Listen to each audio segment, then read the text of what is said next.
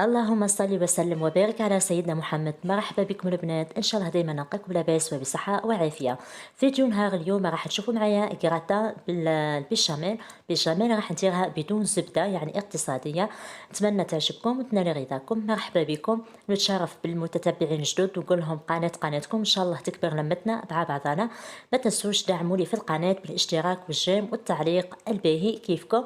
دوكا نبدو مع بعضنا الفيديو. اول حاجه رايحين نطيبوا لاصوص، هي صوص حمراء. لهنا البنات راح طيبها بالدجاج، تحبوا نتوما ديروا كويس ولا صدر دجاج كما حبيتوا. هنا حطيت شويه زيت وشويه سمن ولا شويه زبده، نقلوا فيها هذاك الفلفل باش يعطينا البنه نتاعو. هنا رايحه نحط الدجاج، طبعا بعد ما يتقلى ليا الفلفل دائما نقصوا النار وحاذروا دائما غطوا البورمه باش ما يطرطقش عليك من الزيت. بعد ما قلبت هذيك الدجاج مره ولا زوج حتى هز التحميره نتاعو، راح نحط الطماطم كما شفتوا، ما درتش البصل. يعني لاصوص تاع المقارونه في المده الاخيره ما نحبش نحط فيه البصل خلاص، نطيبه فقط كما هكا. البصل ما يعطيش ليه واحد البنه باهيه، وكي نحب يحط. بالنسبه للتوابل حطيت تابلو كرويا، ملح، فلفل اكحل، شويه زنجبيل وشويه بابريكا حمراء، الحلوه والحاره فقط. هذه هي التوابل اللي حطيتها، وشويه هروس يعني فلفل اليابس هذاك اللي يتشرى مرحي. وحطيت الثوم، نقلي على نار متوسطه البدات باش ما تحرقش ليا الطماطم والثوم. وكيف كيف نقلب الدجاج. هنا بعد ما تقلت ليا شويه حطيت الماء. هنا رايحه نزيد شويه طماطم البنات، راني حسيتها ناقصه شويه حموره، وحسيتها زيت اكثر من الطماطم. وبعد رايحه نمرق عليها عادي. هذه الخطوه تحبوا تعملوها تحبوا ما تعملوهاش، اذا كنتوا حبيتها اقتصاديه. يعني هذا طبق يصلح حتى في شهر رمضان المبارك، انا دائما نعمله. يعتبر طبق اقتصادي وينحي عليك الغبينه تاع التفكير في رمضان واش نطيب. يعني ديري طاجين وتقدر ديرها هي معاها كاضافه. لهنا هاني قاعده نمرق مليح بالطماطم باه تنحى لها هذيك الحموضه. كاينه ناس دائما يقولك انا ما يكثرش طماطم، ورغم هذا تجيني ماكله حامضه. يعني راكي ما تقليش ياسر في الطماطم نتاعك، لازم تقلي الطماطم نتاعك في هذه المرحله.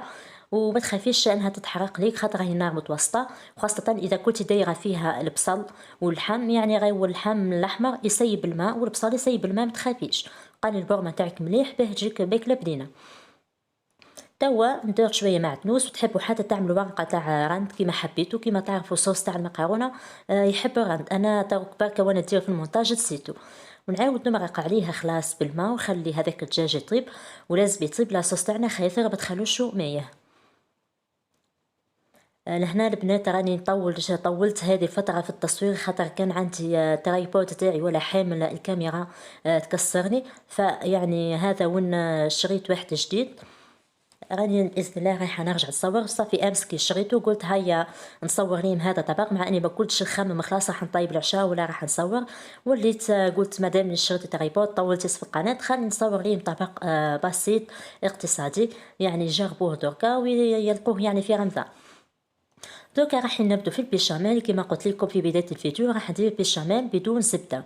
شوفوا هذه الخطوات، نحن مالفين نديروا بيشاميل زبده ونشيحوها بالفارينه وبعد نديروا الماء. هذه الخطوه عكسيه، راح نحطوا الحليب هو الاول، نحطوا كل شيء بارد في بارد. كما تعرفوا الفارينه تحب الحليب بارد ولا الماء. حطيت 2.5 ملاعق تاع فارينه عفوا. والفرماج كما حبيتو، كما اللي حبيتوها نتوما. لهنا الفرماج راح يعوض لنا الزبدة. كما تعرفوا الزبدة فيها الدسم والفرماج فيها الدسم، يعني راح يعطينا نفس القوام. وهذه الطريقة راح تخلي لكم البيشاميل تاعكم ما شاء الله خفيفة على الاخر. يعني هذه اللي راح نعتمدها ان شاء الله. كما تعرفوا في رمضان كاين عندنا شوربه ولا الحريره فقط. البنات هنا راني عاودت هزيت هذاك الفرماج وحطيت عليه شويه حليب ودرت له ميكسور، يعني برا ميكسور باه يسهل علي المهمه. ثم يطرح عليا خير من ما تبقى تحلي فيه وحدك بالفوي. وحطيت شويه فرماج رابي، هذا الفراميج تحكمي فيها تحطي اي نوع تاع فرماج. وهنا البيشاميل تحب التحريك مليح، خاصة إذا حطيتي لها هذاك الفرماج رابي لازم تحركيها مليح بالفوي وتبقي قدامها وعلى نار قليلة باه ما يهبطش الفارينة والفرماج يهبط ليك لتحت، تولي تتحرك ليك. حطيت شويه ملح شويه فلفل اكحل، ما تخافوش الفلفل الاكحل بعد يدخل ماهوش راح تبقى هكاك كحله. واذا عندكم بجوز الطيب زيدوا ربوا عليها شوي. انا نبقى هكا نحرك فيها خلاص حتى تطيب. وهذا هو القوام تاع البيشاميل. شوفوا انا حبيتها تقعد خفيفه خاطر راح نديرها في ومن الاحسن زيدوا تثقلوها شويه، انا خليتها خفيفه الحق، من الاحسن تثقلوها شوي. قلت لكم انه هذه الطريقه تاع البيشاميل باهيه خلاص ومليحه، ان شاء الله راح تعتمدوها اذا عجبتكم. هذا هو لاصوص تاعنا البنات، شوفوا كيف خليته خاثر. هذه هي الكميه اللي تحصلت عليها. طبعا البطاطا نقليها كميه اللي حبيتوها دوب اللي تكفيكم. هذاك الطرف تاع الدجاج هاني قطعته، الفرماج بطبيعه الحال. دوكا رايحه نبدا ندير المونتاج تاع الاكله هذه، كيراتان البطاطا بالبيشاميل.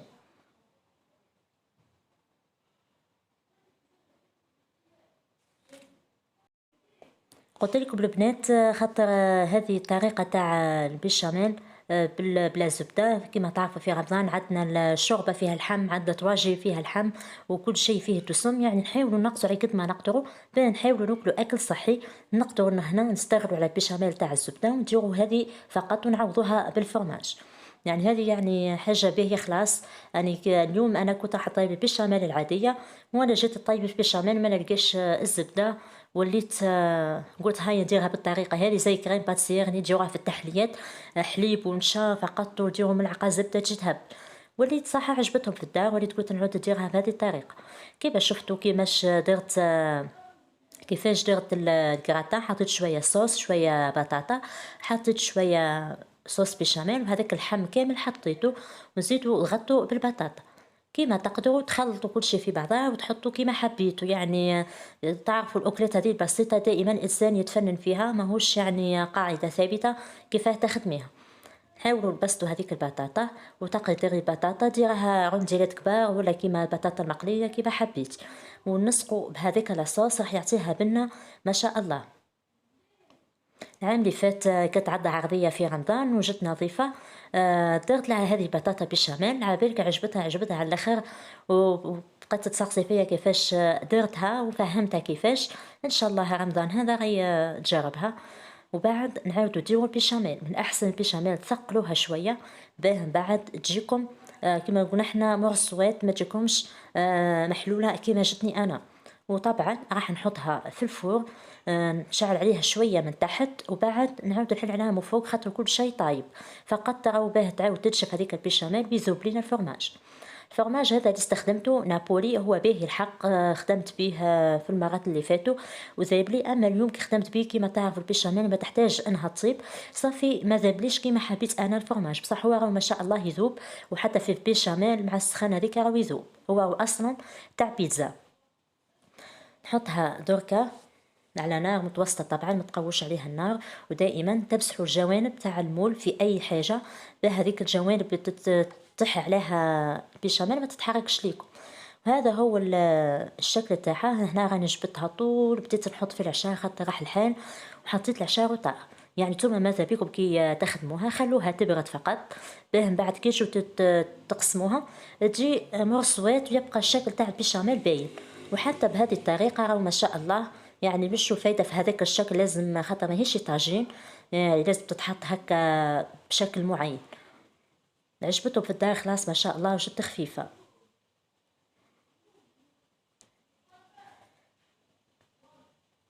ان شاء الله تعجبكم هذه الوصفه البنات وتجربوها قبل رمضان، وان شاء الله راح نشارك معكم وصفات وروتينات باذن الله. نخليكم الان في رعايه الله وحفظه، ما تنسوش تعملوا لي اشتراك وتعليق باهي زيكم انتوما. ان شاء الله نلتقوا في فيديو اخر ان شاء الله. باي باي.